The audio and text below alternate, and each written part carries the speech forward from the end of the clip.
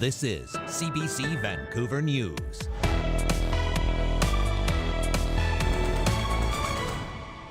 The priority needs to be British Columbia families, and I'll stand with them every single time. Before and after school care, more addiction treatment and housing.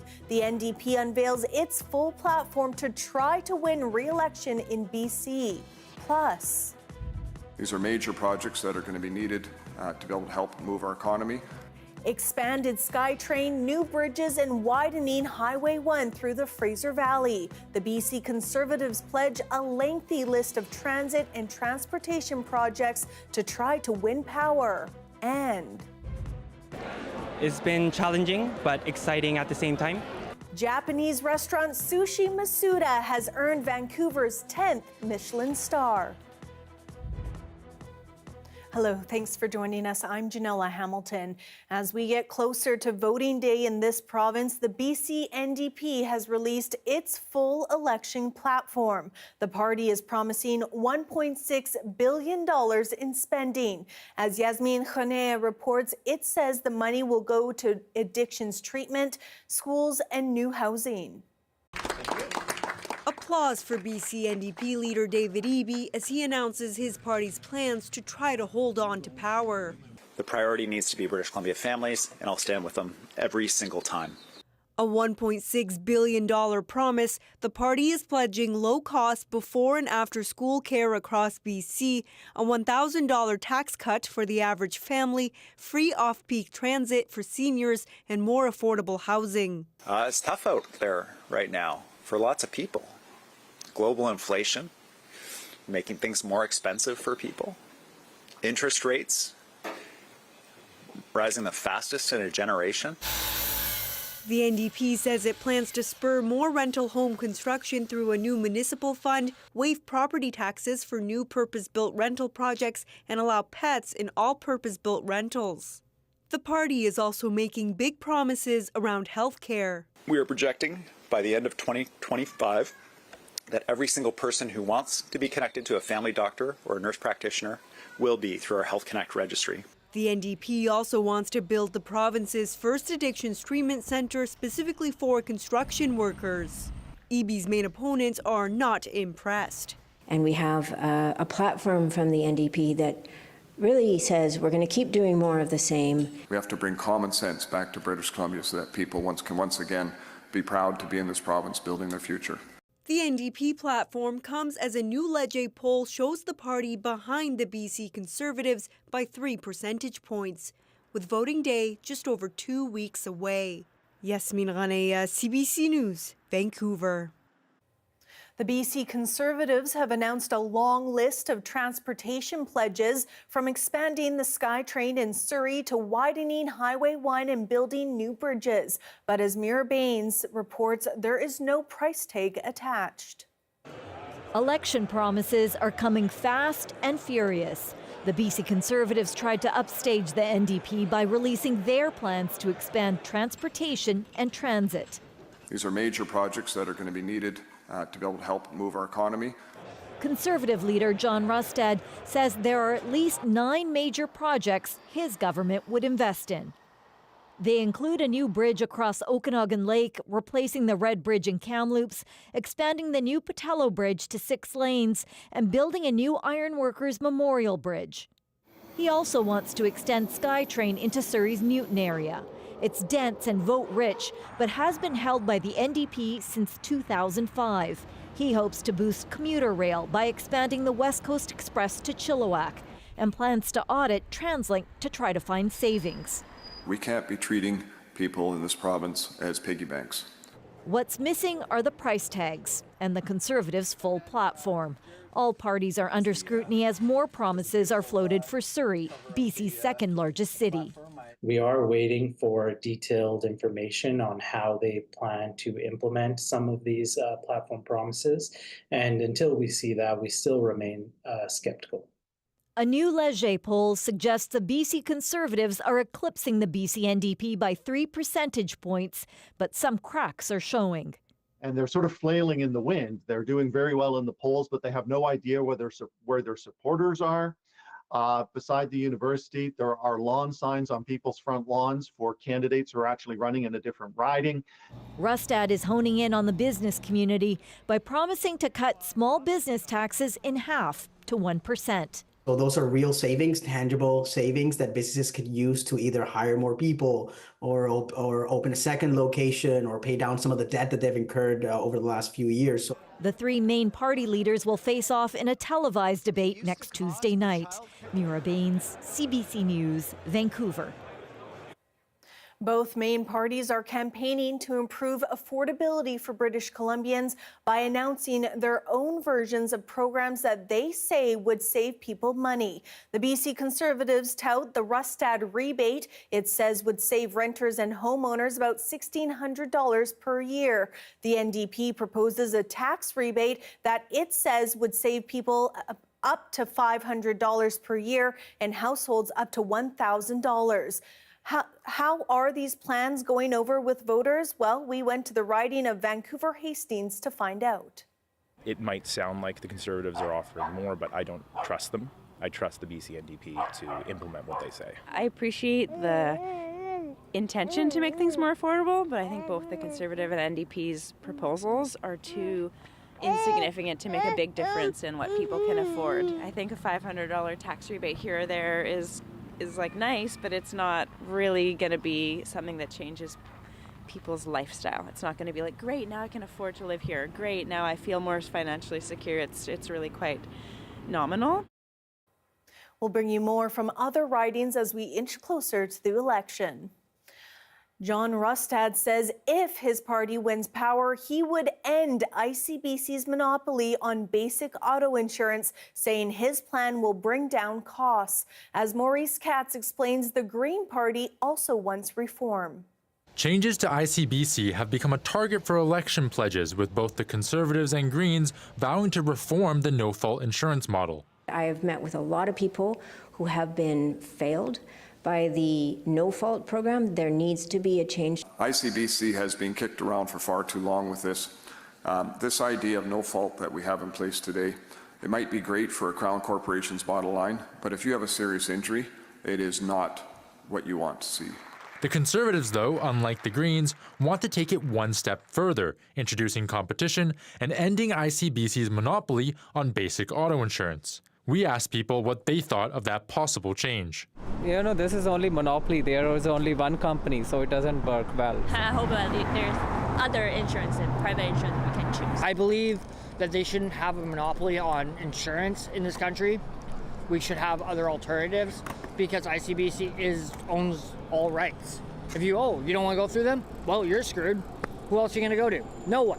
However, the Greens say introducing competition may not be such a great idea. When John Rustad says he wants to unleash the private sector, what he means is give access to the private sector to public services so that they can profit off what people should expect to be delivered by government. And experts agree. I do not see much potential here for any private insurers to do better than a public insurer. Keep in mind also that a public insurer has a mandate for affordability. They're not making profits like private insurers. According to an Ernst & Young report, here's what an 18-year-old man with a novice license driving a 2012 Honda Civic with no prior accidents would pay. BC paying half as much as provinces like Alberta and Ontario that have private insurance models. BC used to have a private insurance model, which Antweiler felt was predatory. But I only see as a beneficiary of a move back to a system as we had previously are mostly the trial lawyers. In its own platform released Thursday, the NDP said it has saved drivers an average of 20% a year and says Rustad's plan would charge drivers, quote, 2 or 3 times more. Maurice Katz, CBC News, Vancouver.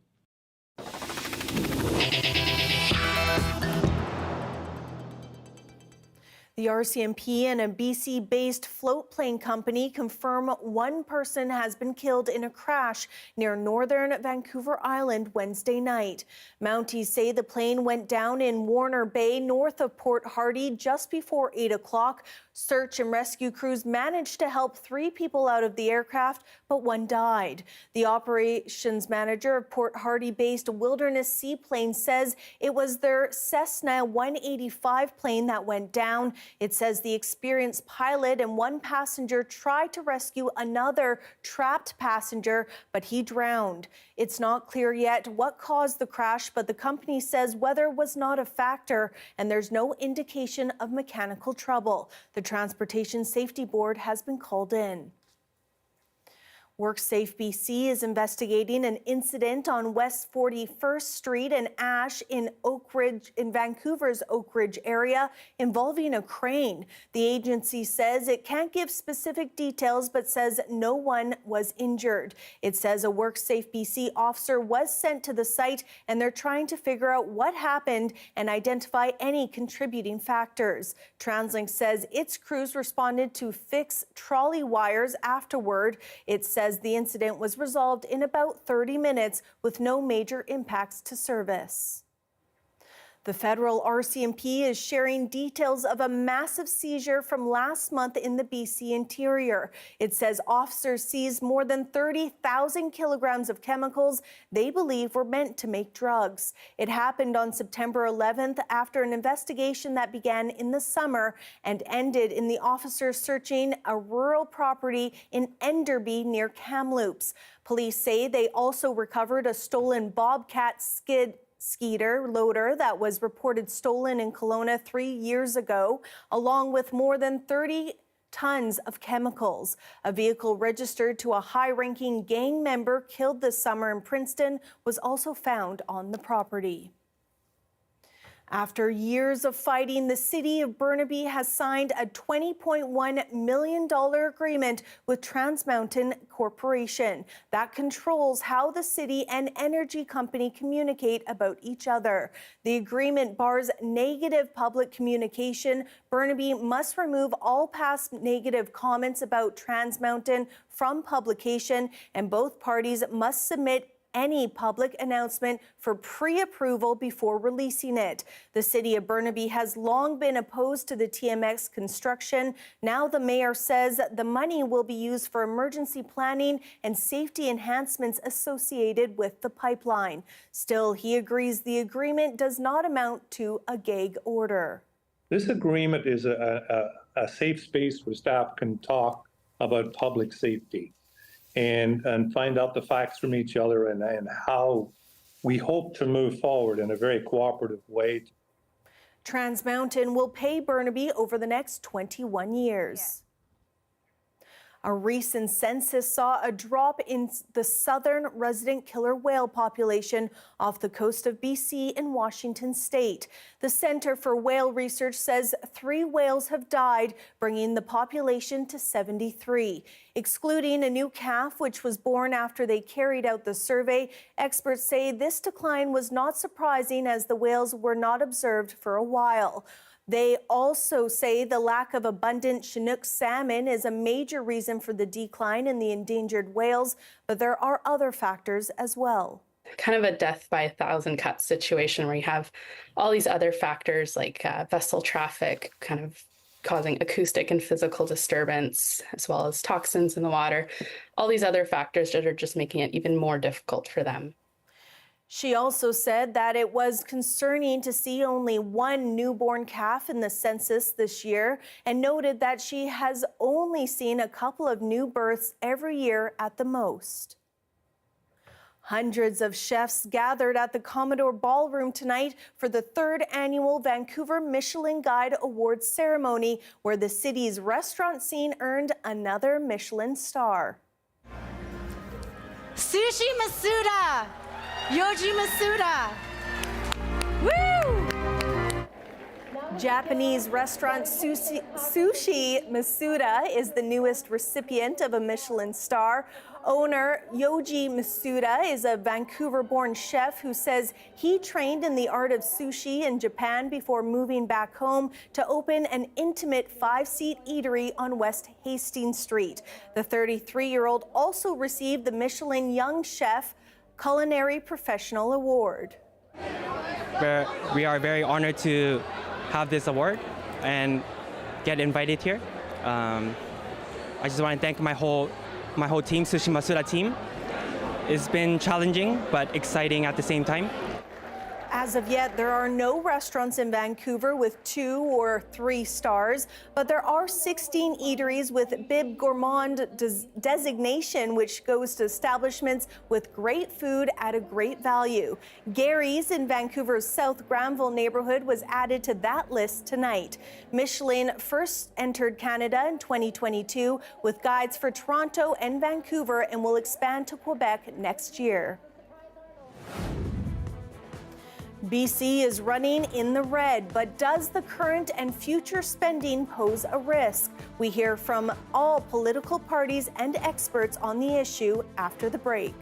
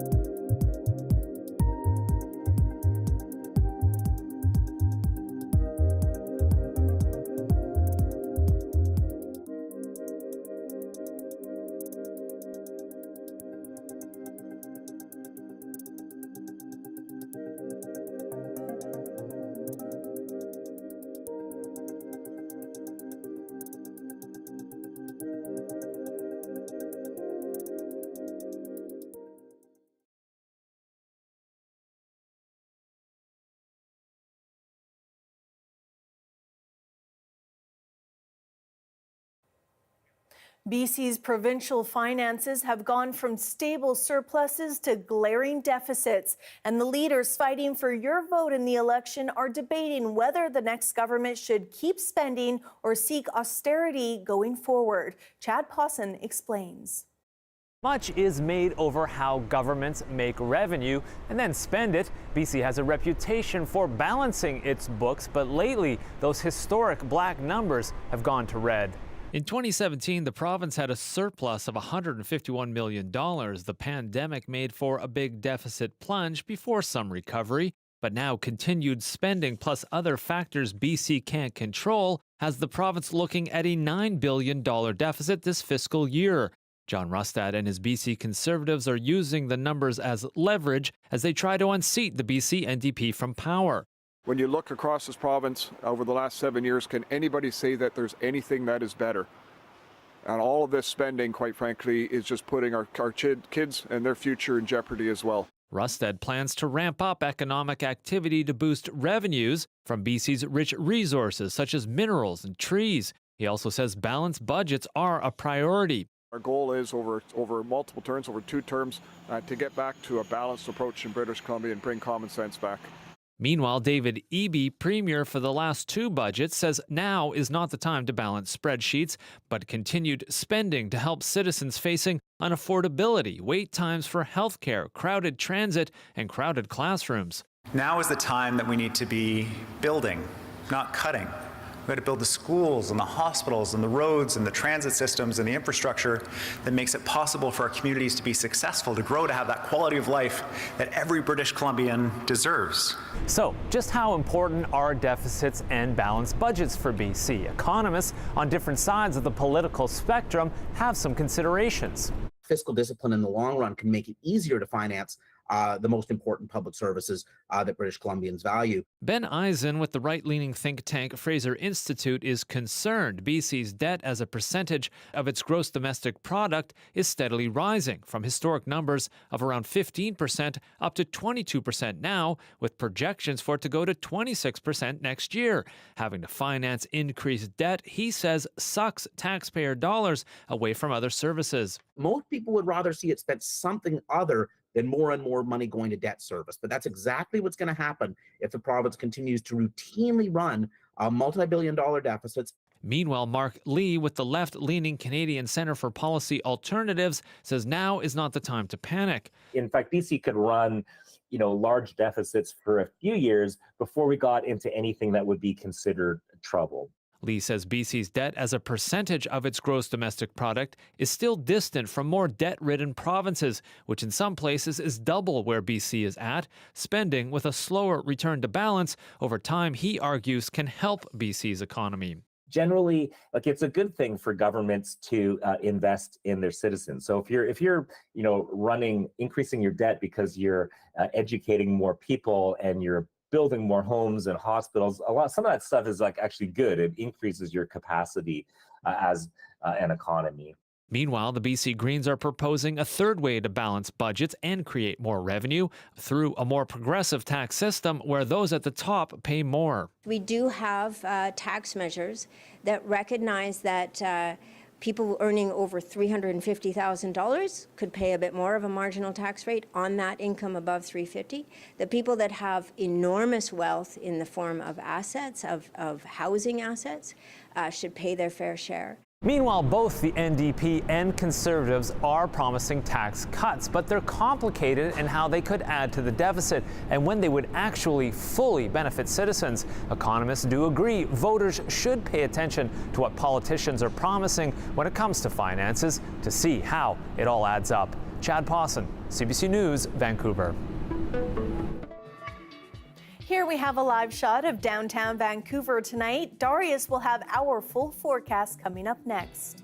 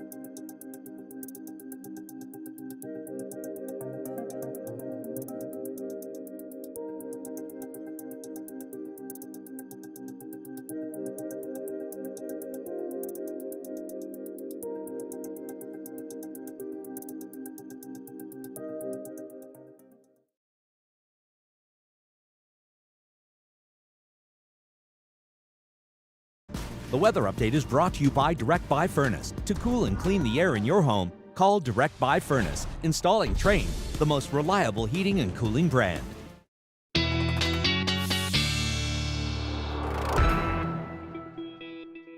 Well, Doris, I see we are feeling the fall vibes in our green, our matching green today. What is that weather looking like for people? Well, the plants will be happy, nice and green, because we're getting some rain overnight tonight and into tomorrow across most of the south coast, most of the coast, really. And we got some activity happening, really BC-wide tomorrow, some showers breaking into the interior, especially the central interior. But here you can see that moisture coming in. Not going to be an atmospheric river event, so don't worry too much about that. But we do have another wave of moisture coming in as we get late into the weekend, and that is steering itself up towards the north and central coast once again, bearing the brunt of the storms that are going to be rolling in over the next few days. If we take a look here on the south coast, you can see this is more or less where we're sitting right now in this model data, and we can see that coming down the coast, reaching us in Vancouver within the next few hours, continuing to move down the island, some showers also coming to Victoria, maybe some consistent rainfall for a couple hours, but for the most part, a little bit drier than other places. That rain does continue into around noon tomorrow before starting to taper off across pretty much the entirety of the south coast, save for a few showers here and there. And then as we continue to see that precipitation move off, clearing up a little bit for the end of the day tomorrow as well. And then for Saturday, another clear to cloudy day, depending on where you are. This model definitely has more cloud than most of them, so don't take this one as being the be-all, end-all. Vancouver, probably going to see some mainly sunny to mixed skies, and that'll probably be the case for much of the island as well. Now, if we zoom out to the rest of the province, again, you can see that storm system hitting the north and central coast with the sort of trailing cold front hitting us down here, but some of that breaking into the interior, especially the central interior, but other places as well. Expect a fairly windy day tomorrow across much of the coast as well, I should mention. Also breaking into some parts of the interior and coming as snow to the more northern places and at those higher elevations, because freezing levels have been coming down. Our highs are also quite a bit cooler than they have been recently. Temperatures should start to rebound a little bit as we get into the weekend in many places in southern BC at least, but don't expect to see too much of a change. A decent amount of precipitation, as I mentioned, a little bit of snow up in the north, but nothing too out of the ordinary tomorrow across BC. And here again, we've got that rain tomorrow, but then we're clearing up and we've got some mixed weather in the week ahead. Thanks so much, Darius. Thank you. That is your late news for this Thursday, October 3rd. Thank you so much for watching. For news at any hour, you can always head to our website at cbc.ca/BC. Good night.